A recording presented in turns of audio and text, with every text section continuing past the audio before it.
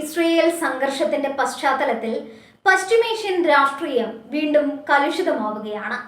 അമേരിക്കയും ഇസ്രയേലും ആഴ്ചകളോളം തുടർച്ചയായി നടത്തിയ വ്യോമാക്രമണങ്ങൾ ഇറാന്റെ സൈനിക നട്ടെല്ല് തകർത്തു എന്നായിരുന്നു പൊതുവെ കരുതിയിരുന്നത്.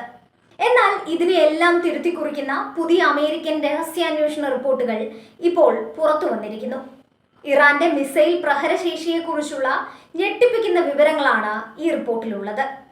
ഇത്രയും കാലം നീണ്ടുനിന്ന പ്രത്യാക്രമണങ്ങൾക്കിടയിലും ഇറാന്റെ പക്കലുള്ള ബാലിസ്റ്റിക് മിസൈൽ ലോഞ്ചറുകളിൽ 50% ഇപ്പോഴും സുരക്ഷിതമാണെന്ന് അമേരിക്കൻ ഏജൻസികൾ വിലയിരുത്തുന്നു. ഇത് മേഖലയിലെ സൈനിക സന്തുലിതാവസ്ഥയെ തന്നെ ചോദ്യം ചെയ്യുന്ന ഒന്നാണ്.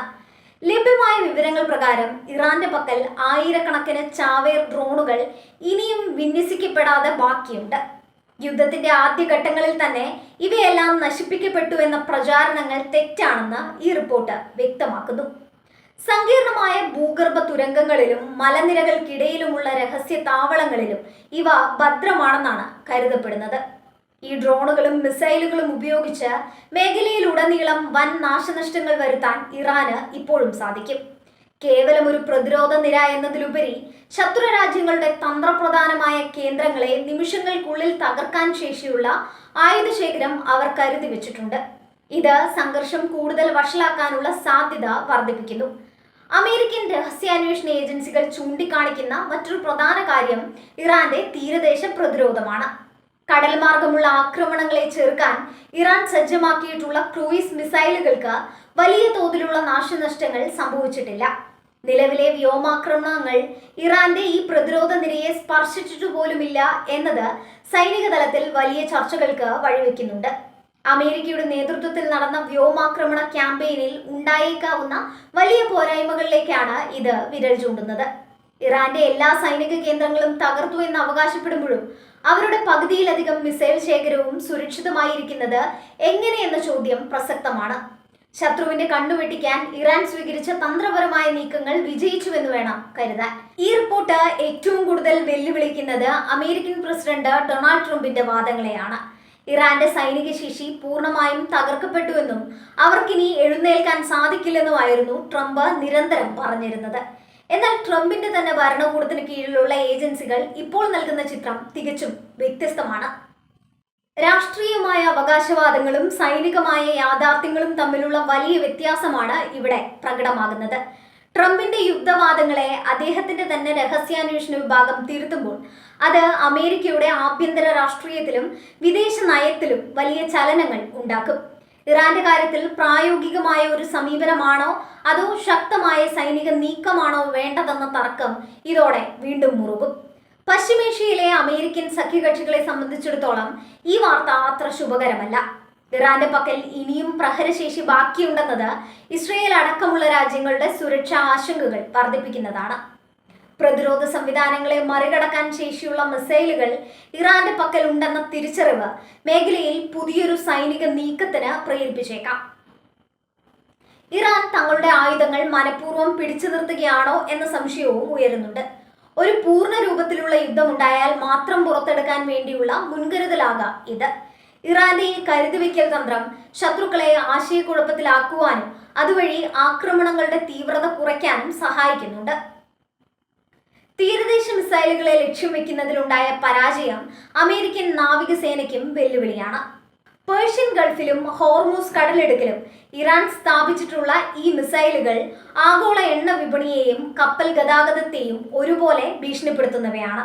ഇവ തകർക്കപ്പെടാത്തത് ഇറാന് മേഖലയിൽ മേധാവിത്വം നൽകുന്നു. ഈ സാഹചര്യത്തിൽ ഇറാന്റെ സൈനിക കരുത്തിനെ വില കുറച്ചു കാണുന്നത് അപകടകരമാണെന്ന മുന്നറിയിപ്പാണ് ഉദ്യോഗസ്ഥർ നൽകുന്നത്. യുദ്ധത്തിന്റെ അടുത്ത ഘട്ടം എങ്ങനെ ഉണ്ടാകുമെന്ന് പ്രവചിക്കാൻ കഴിയാത്ത വിധം സങ്കീർണമാണ് കാര്യങ്ങൾ. ഇറാന്റെ മിസൈൽ കേന്ദ്രങ്ങൾ കണ്ടെത്താൻ കൂടുതൽ നൂതനമായ നിരീക്ഷണ സംവിധാനങ്ങൾ ആവശ്യമാണെന്നും വിലയിരുത്തപ്പെടുന്നുണ്ട്. ആഗോള രാഷ്ട്രീയത്തിൽ ഇറാൻ ഇപ്പോഴും ഒരു ശക്തമായ സാന്നിധ്യമാണെന്ന് ഈ രഹസ്യാന്വേഷണ റിപ്പോർട്ട് അടിവരയിടുന്നു. സാമ്പത്തിക ഉപരോധങ്ങളും നിരന്തരമായ ആക്രമണങ്ങളും നേരിട്ടിട്ടും തങ്ങളുടെ മിസൈൽ സാങ്കേതിക വിദ്യ സംരക്ഷിച്ചു നിർത്താൻ അവർക്ക് കഴിഞ്ഞിട്ടുണ്ട്.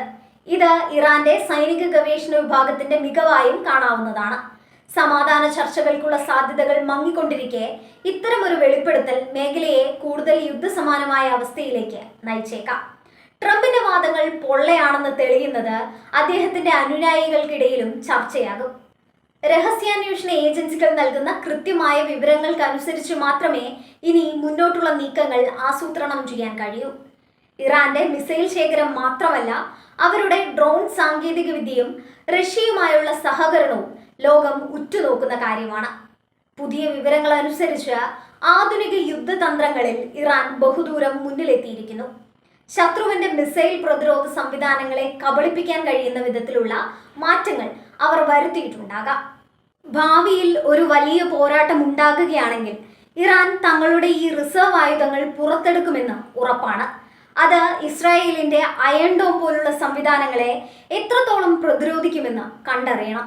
മിസൈലുകളുടെ എണ്ണത്തേക്കാൾ അവയുടെ കൃത്യതയും പ്രഹരശേഷിയുമാണ് ഇപ്പോൾ ചർച്ചയാകുന്നത്. US ഇന്റലിജൻസ് റിപ്പോർട്ടിലെ ഈ വിവരങ്ങൾ മാധ്യമങ്ങളിൽ വലിയ ചർച്ചയായിട്ടുണ്ട്. ഔദ്യോഗികമായ സ്ഥിരീകരണങ്ങൾക്കപ്പുറം ഈ വിവരങ്ങൾ പുറത്തുവിട്ടതിന് പിന്നിൽ ചില തന്ത്രപരമായ ലക്ഷ്യങ്ങളും ഉണ്ടാകാം. ഇറാന് മേൽ കൂടുതൽ സമ്മർദ്ദം ചെലുത്താനോ അല്ലെങ്കിൽ സഖ്യകക്ഷികളെ ജാഗരൂകരാക്കാനോ വേണ്ടിയാകാം ഇത്തരം റിപ്പോർട്ടുകൾ നൽകുന്നത്. പലപ്പോഴും യുദ്ധകളത്തിൽ നിന്നുള്ള വാർത്തകൾ അതിശയോക്തി കലർന്നതാകാം. എന്നാൽ രഹസ്യാന്വേഷണ വിഭാഗം നൽകുന്ന ഡാറ്റകൾ കൃത്യമായ വിശകലനത്തിന്റെ അടിസ്ഥാനത്തിലുള്ളതാണ്. ഇറാൻ ഇത്രയധികം ആയുധങ്ങൾ ഒളിപ്പിച്ചു വെച്ചിട്ടുണ്ടെങ്കിൽ മേഖലയിലെ യുദ്ധം അവസാനിക്കാൻ ഇനിയും കാലതാമസമെടുക്കും. ട്രംപിന്റെ നയങ്ങൾ ഇറാന്റെ കാര്യത്തിൽ പരാജയമായിരുന്നു എന്ന വിമർശനത്തിന് ഈ റിപ്പോർട്ട് ആക്കം കൂട്ടുന്നുണ്ട്. സൈനിക ശക്തിയെ തകർത്തു എന്ന് വിശ്വസിപ്പിച്ച് ജനങ്ങളെ കബളിപ്പിക്കുകയായിരുന്നു എന്ന് എതിരാളികൾ ആരോപിക്കുന്നു. ഇത് വരാനിരിക്കുന്ന അമേരിക്കൻ തിരഞ്ഞെടുപ്പുകളിലും ചർച്ചാ വിഷയമാകും. ഇറാന്റെ തന്ത്രപരമായ ഈ നീക്കങ്ങൾ അറബ് ലോകത്തെയും ആശങ്കയിലാഴ്ത്തുന്നുണ്ട്. സൗദി അറേബ്യ, UAE തുടങ്ങിയ രാജ്യങ്ങൾ തങ്ങളുടെ പ്രതിരോധ സംവിധാനങ്ങൾ പുനഃപരിശോധിക്കേണ്ടി വരും. ഇറാനുമായുള്ള നേരിട്ടുള്ള ഏറ്റുമുട്ടൽ ഒഴിവാക്കാൻ ഈ രാജ്യങ്ങൾ കൂടുതൽ നയതന്ത്രപരമായ വഴികൾ തേടിയേക്കാം. ഈ റിപ്പോർട്ട് പുറത്തു വന്നതോടെ പശ്ചിമേഷ്യയിലെ സമാധാന ശ്രമങ്ങൾക്ക് വീണ്ടും മങ്ങലേറ്റിരിക്കുകയാണ്. ഇരുപക്ഷവും വിട്ടുവീഴ്ചയ്ക്ക് തയ്യാറാകാത്ത സാഹചര്യത്തിൽ ആയുധബലം പ്രദർശിപ്പിക്കുന്നത് സംഘർഷം നീണ്ടു നിൽക്കാൻ മാത്രമേ സഹായിക്കൂ. ലോകം മുഴുവൻ ഉറ്റുനോക്കുന്നത് ഇറാന്റെ അടുത്ത നീക്കത്തിലേക്കാണ്. ഇറാൻ തങ്ങളുടെ മിസൈൽ കേന്ദ്രങ്ങൾ ജനവാസ മേഖലകളിലും പർവ്വത നിരകളിലും ഒളിപ്പിച്ചിരിക്കുന്നത് വ്യോമാക്രമണങ്ങളെ ഫലശൂന്യമാക്കുന്നുണ്ട്. കൃത്യമായ ലൊക്കേഷൻ ലഭിക്കാതെ ആക്രമണം നടത്തുന്നത് വലിയ സിവിലിയൻ നാശനഷ്ടങ്ങൾക്ക് കാരണമാകുമെന്നതും സഖ്യകക്ഷികളെ പിന്നോട്ട് വലിപ്പിക്കുന്നുണ്ട്. അമേരിക്കൻ സൈനിക വൃത്തങ്ങൾക്കിടയിലും ഈ റിപ്പോർട്ട് ഭിന്നതയുണ്ടാക്കിയിട്ടുണ്ട്. ചില ഉദ്യോഗസ്ഥർ ആക്രമണം കടുപ്പിക്കണമെന്ന് ആവശ്യപ്പെടുമ്പോൾ മറ്റു ചിലർ വിവേകപൂർണമായ നീക്കങ്ങൾക്ക് മുൻഗണന നൽകുന്നു. ഇറാന്റെ കരുത്ത് നേരിട്ട് മനസ്സിലാക്കിയ ഉദ്യോഗസ്ഥർ കൂടുതൽ ജാഗ്രത പാലിക്കണമെന്ന് നിർദ്ദേശിക്കുന്നുണ്ട്. ഇറാന്റെ ഡ്രോണുകൾ ഉക്രൈൻ യുദ്ധത്തിലും മറ്റും റഷ്യ ഉപയോഗിക്കുന്നുണ്ടെന്ന ആരോപണം നിലനിൽക്കുന്നുണ്ട്. തങ്ങളുടെ പക്കൽ ഇനിയും 10,000-കണക്കിന് ഡ്രോണുകൾ ഉണ്ടെന്ന ഇറാന്റെ അവകാശവാദം ശരിയാണെന്ന് ഈ രഹസ്യാന്വേഷണ റിപ്പോർട്ടും സമ്മതിക്കുന്നു. ഇത് അന്താരാഷ്ട്ര തലത്തിൽ വലിയൊരു ഭീഷണിയാണ്. തീരദേശ മിസൈലുകളുടെ കാര്യത്തിലുണ്ടായ വീഴ്ച ഗൗരവമായി കാണണം.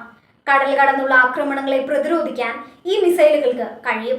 ഇത് പശ്ചിമേഷ്യയിലെ US നാവികസേനയുടെ ചലനങ്ങളെ പരിമിതപ്പെടുത്തുന്നുണ്ട്. കപ്പൽ ഗതാഗതം സുരക്ഷിതമാക്കാൻ പുതിയ മാർഗങ്ങൾ തേടേണ്ടി വരും. ആകെത്തുകയിൽ പശ്ചിമേഷ്യയിലെ സാഹചര്യം പഴയതിനേക്കാൾ സങ്കീർണമാണ്.